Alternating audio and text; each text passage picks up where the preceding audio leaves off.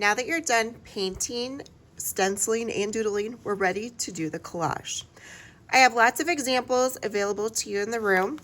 These could be thought out designs, or they could be just geometrical shapes. It could also be ripped up papers. I have a few that I really like that turned out well that were just that.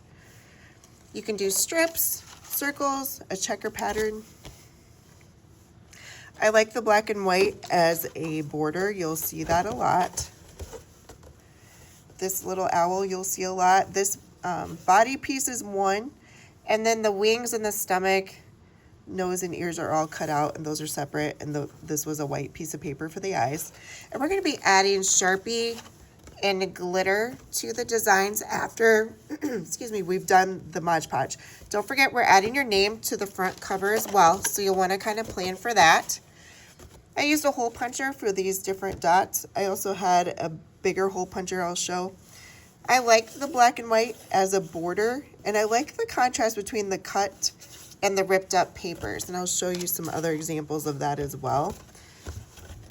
You'll see lots of trails of circles. I like the repeated pattern in there, just like when we did the doodles. You could also do some found poetry if you would like.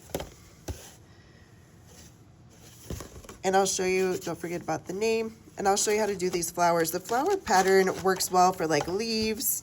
I used them in some trees and some different plants. The flower pattern was also used for that.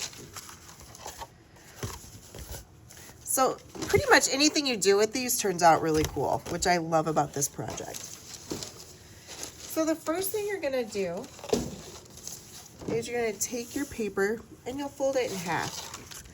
So you'll take your cover, that's the thicker paper, line it up. It's manufactured paper. It should line up perfectly.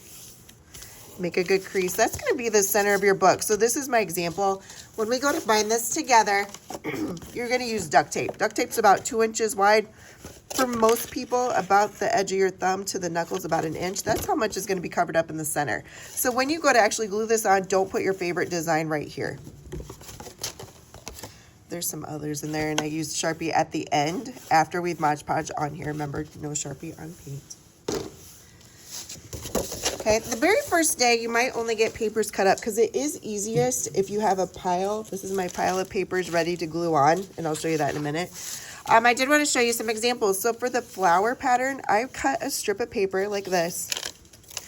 And then I cut like eyeballs or footballs out of there. You could draw on the back. I would recommend that if you are going to draw on your painted sheets, to flip it over and draw on the back. Then you don't have to worry about any type of pencil marks showing when you go to glue on your design. You can also do a border if you want to. You don't have to, but I do like that. When you get ready to put your papers on, you can glue clear out to the edge. Then after it dries, like the next day, you could trim that off. So that's what I'm going to do on here. That's already dried, so I'm just going to take my scissors, careful not to cut the cover too, but just cutting that off so it's all trimmed off. So the first day you're going to cut up your papers. The second day is when you'll actually Mod Podge on. So what you'll need is a table cover, magazine sheet, Mod Podge brushes that are here, and then the Mod Podge. It'll be in some sort of container. You also might want water for your table and a paper towel. Because when you stop Mod Podging, you want to put that in water because these do dry quickly and it's made to seal. So we don't want to seal shut your brush. To Mod Podge on, you just put a little bit of glue down.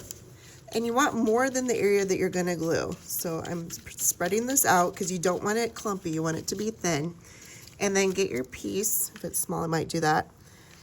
Push that down and then brush over top. You want to make sure all your corners are sticking. If they're not sticking like that, you might want to add a little bit more glue because we don't want this to peel off.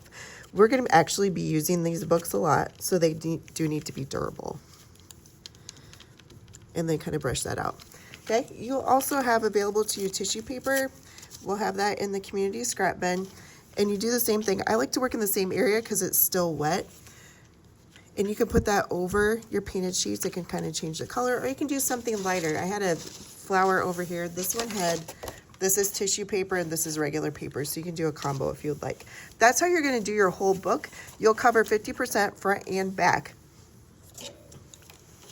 Then you'll put, we're going to wash these out, and I might have you soak these. This is the only time I'll do that. I just want to make sure that all the classes, because all the classes are doing it, I want to make sure that they get washed really well. We'll be working on this for a few days, so make sure you have enough to cover both sides and have fun.